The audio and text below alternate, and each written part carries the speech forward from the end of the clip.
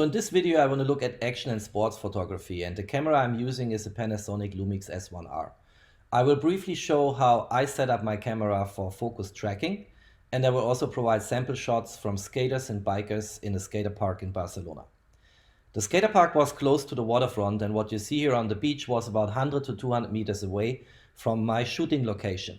And people did all kinds of crazy moves there with their bikes and skateboards.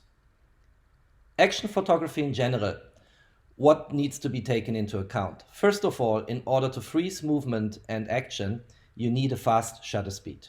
And since this was evening time here, fast shutter speed comes with high ISO, and I had to tweak my ISO significantly to the upper part of the possibilities of the camera. Shutter speeds were between 1/1000 and 1/500 of a second, and for the S1R, it's safe on ISO to go up to 6400, so most of the time my shots were above 5000 ISO. So let's see how to set up the camera. In front of me on the table is the Panasonic Lumix S1R, and I want to briefly show how to configure and set up the camera for continuous autofocus shooting, which you typically do when you shoot sports, when you shoot moving people, or in general moving objects, wildlife, animals, birds, all these kind of things. And for me it worked quite well. There is a lot of criticism in various YouTube reviews on the autofocus system of the Panasonic S1 and S1R. I'm working here on firmware 1.0 still. I just saw on the internet that they brought up another version which is 1.1, and I'm sure over time they will even further improve also autofocus tracking and autofocus capabilities of the camera. But for the time being, even in firmware version 1.0, it worked very well for me. So I show you how to set up the camera. It's basically 3 steps and then some additional steps depending on your personal taste, how you do your shootings. The first step is to look at the autofocus mode dial here, and this is now on single autofocus. You can switch to continuous autofocus and you can switch to manual focus.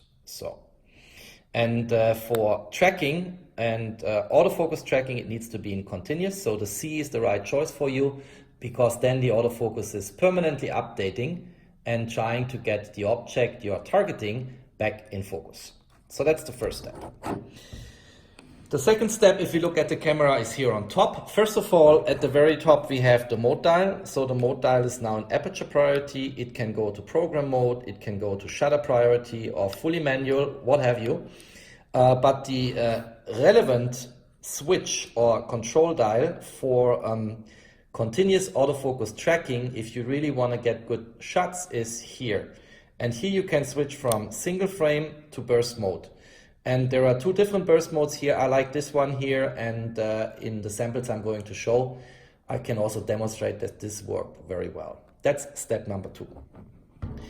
Step number 3 has to do with your autofocus mode, and just integrate it in the control dial here for single autofocus, continuous autofocus and manual focus is a little button. If you press this, you have here all kinds of options.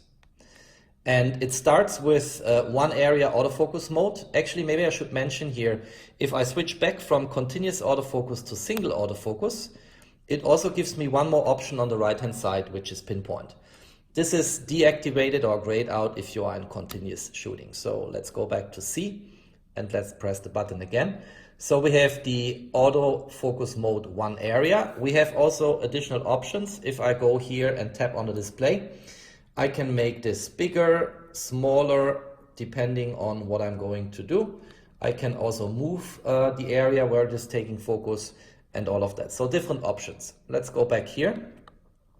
Then we have the extended autofocus area, which gives a little more headroom for the camera to react if something is moving, but that's not the tracking mode. Then we have the autofocus cluster points here, different shapes, which you can use again if you tap on the autofocus area.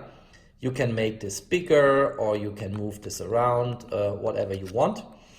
And then the relevant one here is autofocus tracking, and it says here tracking, and you have now only the option if you go to autofocus area. You cannot make this bigger or smaller, but you can move it around, of course. I typically leave it in the middle, and then I rather move my camera in order to catch my subject. So that's step number 3. Now there are some additional steps you might want to consider when shooting sports. And first of all, I typically like to be in fully manual mode. And then I can set up, so I'm now on M here, manual mode. And then I can set up my camera with, let's say, a very short exposure time. So typically, you know, here maybe,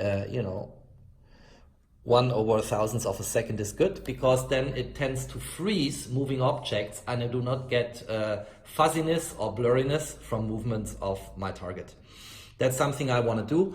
Also, if you look at the aperture, I think it's good for sports to have the aperture a bit closed, so maybe 5.6, which in many ways for many cameras and lenses is the sweet spot.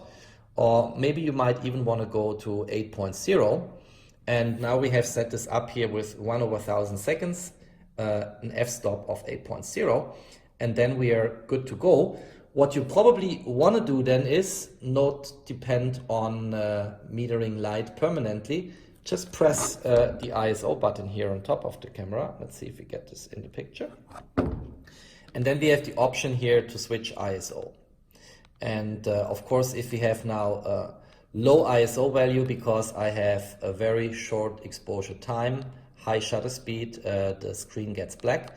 But going to auto will help. And if you have good lighting conditions outside and you set the maximum ISO for your auto ISO, not at a too high level, the camera is controlling light for you and you can focus on your subject and you don't have to bother about light. Okay, now let's look at some samples. As I said, it's shots taken at the skater park at the beach in Barcelona, and let's see how the camera was capable to catch that very special moment when something interesting happened.